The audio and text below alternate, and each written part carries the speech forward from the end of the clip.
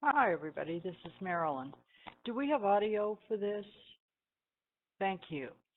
Hello, everybody. This is Marilyn, and it's time for the noon edition of Welcome to My World. This is Friday, Freaky Friday, the seventh day of the seventh month. So we are, my goodness, we've had some really nice trading opportunities today. This is kind of surprised me how nice it was today relative to that hasn't been the case earlier this week. And on Friday, I mean, wow, uh, the indices all are pretty much playing very well together today.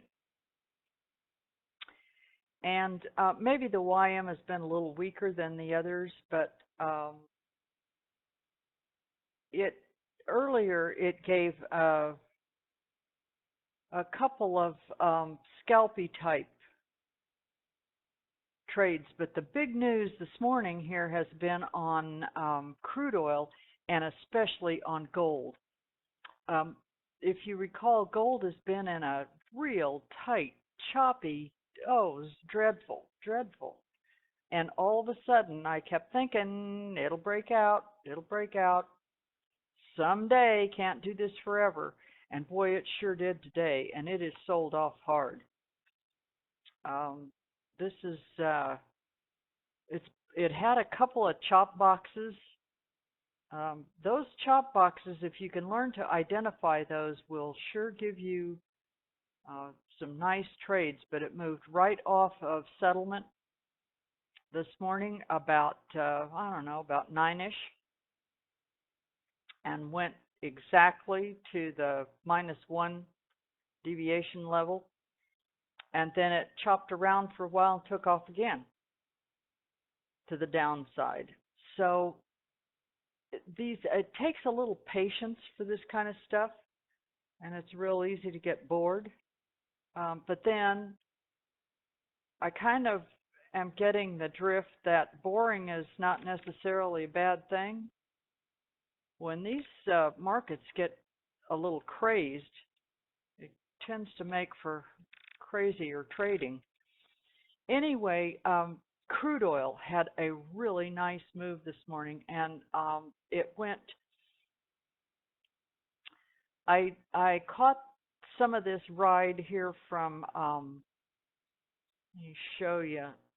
There was a great entry right here off of the. There's plenty of time to get into it, um, but we got an E right at this -1 deviation level, and I figured it would go down to the half, but I didn't expect it to go all the way to the 1.5 all the way to the 2, but it sure did. And if you notice, it went right to the tick. If you have been kind of blowing off some of these deviation levels, I would. I have always found these things so incredibly useful. And keep in mind, this is not a dynamic indicator. The deviation levels, those are on your chart, set in stone. When you bring your system up, they don't. I mean, they change from day to day. But what I mean is during the day, this thing is they're not moving along with the market. They're just there. So, but of course, this is kind of the way I like to trade anyway. But down to the -1.5 was right here. So that was about, I believe that was about 30 ticks, or no, it was about 40. And then it went down to the next one. Well, you had plenty of time to get in here to take this again. And not only did you have the level, which you expect it to hang around on this if it's going to keep going, but if you got in again at this level and then took it to the next one, That was another, I don't know, about 40 ticks right there. So if you recall, Daryl keeps talking about if you're going to use these levels, he puts the zones for those levels on his charts. And I know some people in the room like to do that. Just a little too many lines for my uh, eyes and my brain. I don't want any of that kind of stuff. But the reason he has those zones on there is because frequently the market will go within a couple of ticks. I believe you can set those for, I don't know, 5. He has his for 5, I think. Just to remind you, if you're using those, that if the trend is moving up to or down to a specific deviation level, there's a 2 to 5 tick space in there above and below those that are equally as good. And if you've got a lot of ticks and it's getting within a couple of ticks of those deviation levels, you might want to tighten up your stop so you can at least protect the profit you've got. But anyway, those were really nice. And when it came back up, where did it go? It went from this deviation level from the -2 right to the -1. So these are kind of no-brainer trades, and I really like those kind. Gold, the bonds this morning also did kind of the same thing. They just went from put in a low of the day and went right up to the red ice line and the half deviation and turned around and went back. So deviation level to deviation level. Bill, on the besides this E up here, you've got a star. Now I don't go too much by these, but I know Lori loves this kind of a thing. The red star, this is a momentum star up here on top of this P. So it's telling you that the momentum is definitely to the downside. If you look down here at the VAD, you had a couple 3 bars right in here and plenty of time to get in at that deviation level, and the VAD flipped right here, the VAD A. The other thing is if you look at the 30-minute, see how it went, the 30-minute candles were green all the way up for 2 hours, went way up here. This is a big move on a commodity when you see this kind of a thing. And as it started to back off of there, you were pretty well assured that it had put in the top right up here. So anyway, those are the kinds of things. And then to keep your confidence up, I love to see these E's with an MVP arrow that comes along, because those are typically, this one didn't work out for real well right here, but look at the time of the day. It's 6 and 6:30 in the morning and got started about, I don't know, about 6. There's not a lot of volume in here with this, and if you look at the volume, but the VAD and the E and the momentum star right up here. And I think if you go back, I'm not as confident using these OP yet as some people really picked up on that. I'm kind of old school here. But you also, on this particular bar, you had a cluster and these double lightning bolts. And the numbers on this bar, I'm not sure what all this, but you had a huge amount of volume right here. And look at the difference. This is 17,000 with the momentum to the buyers right here, but you had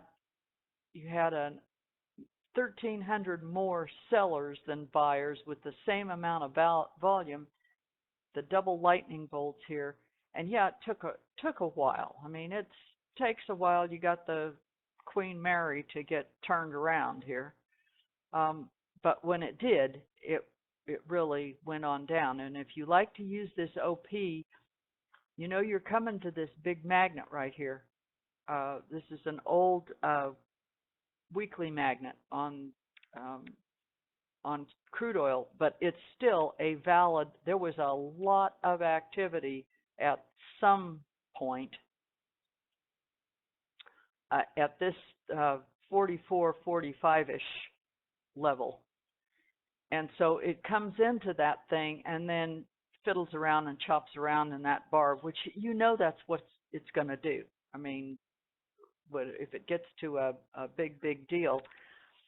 And then John pointed out in that training video on OP that when you get a cluster, which that's what this purple thing is here, and that bar puts a mini magnet on it, it's going. And so this particular bar just chopped around because of this 44, 45 level, and then pushed right on down. But the combination of this cluster and then a mini magnet on that thing, you know, nothing in trading is going to be 100%, but boy, that is a strong indication that it will continue to go on. So, hi, Charles. Glad to have you with us. Welcome to the room. Just to reiterate, this room is, we're just a bunch of traders in here. I mean, we're all trying to get better and help each other get better, and we try to all stay on the same page. But if you have any questions whatsoever, please don't hesitate to ask. Just jump right in, because the people that ask the questions and the people that diagram their charts and post those go much faster. It's much easier to catch on, because you don't really know that you missed something until somebody points it out to you. There's a lot of moving parts here. And Friday afternoons are usually a real good time to get, you know, personal attention, and if you need some help with anything, Friday afternoons tend to be a little quiet, and most of us are finished for the day anyway. So let's see. Bill asked me something. Let's see. Other than the VAD A and E, yes, the VAD A and E. On my chart, what I have on here, the VAD A is the what's happening now. The VAD E, which is the one down here, the next VAD down. I thought I had these with the F thing fixed. Let me see if yeah, they should be accurate. This is the VAD A, and this is the VAD E.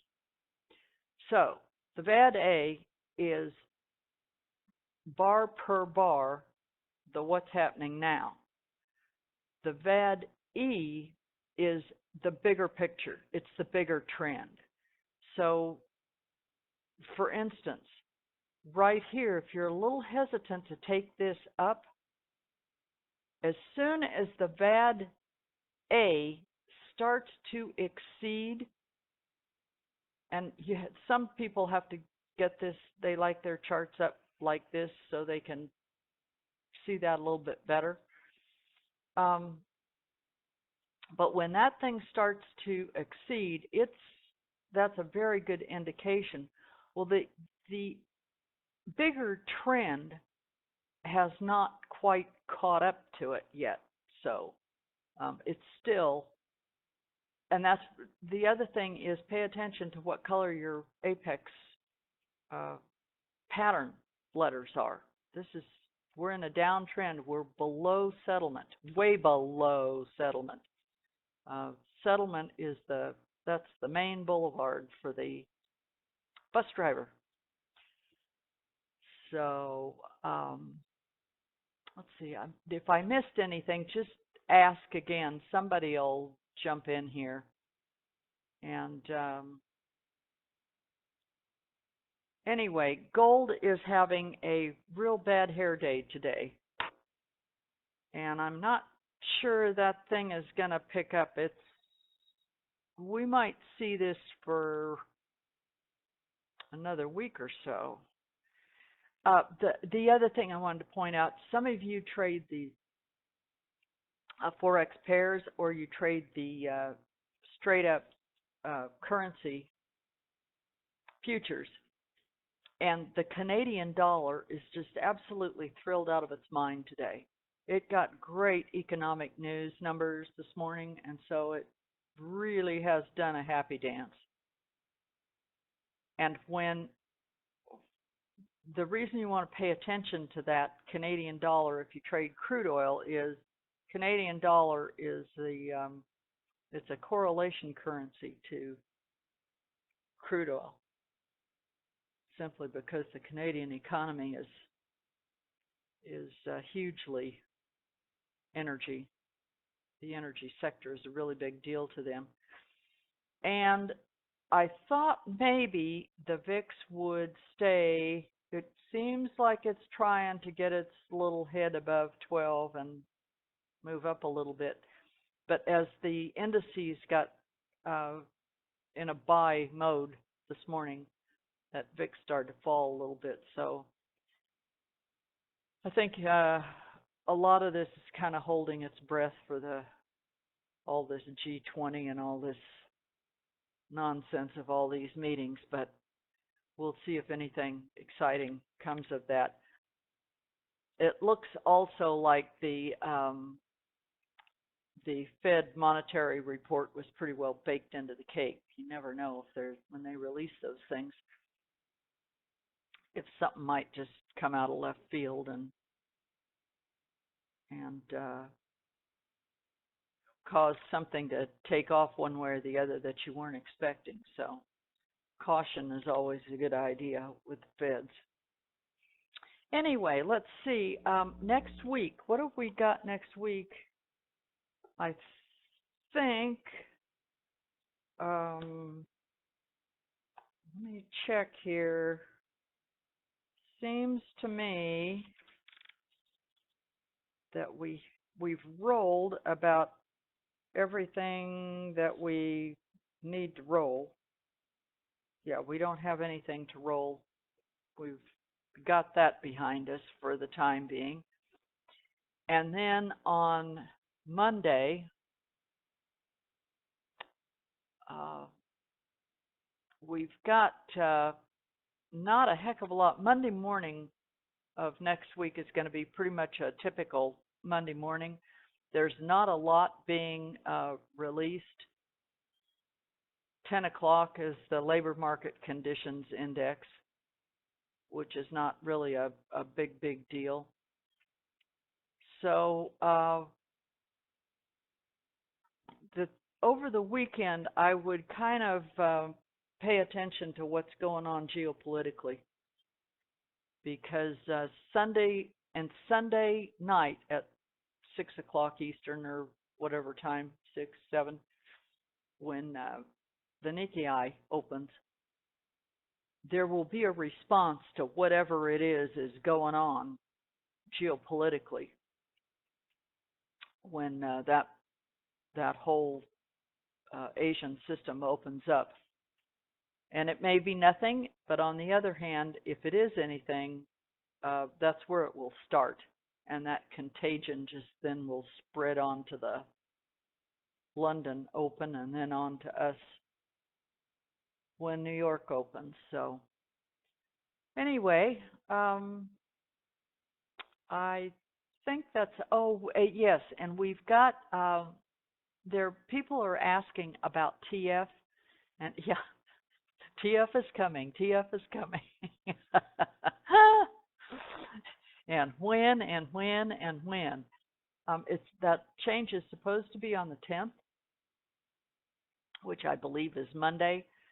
If uh, you have some idea of firing up your system and jumping into TF on Monday morning with that change, I would be real cautious of that. I think it's a good idea if you have an interest in trading it to watch it for a couple of days. But I expect that to take, oh, I don't know, probably about a week. Maybe it'll happen within a day or two. I don't know. But there will be a lot of activity in the TF just because it is being moved over from ICE to the CME. And apparently it's going to trade on both exchanges during that transition. So it's just something to keep in the back of your mind. That's for darn sure. So anyway, I think that's about all we have. If you're new, please download Jing.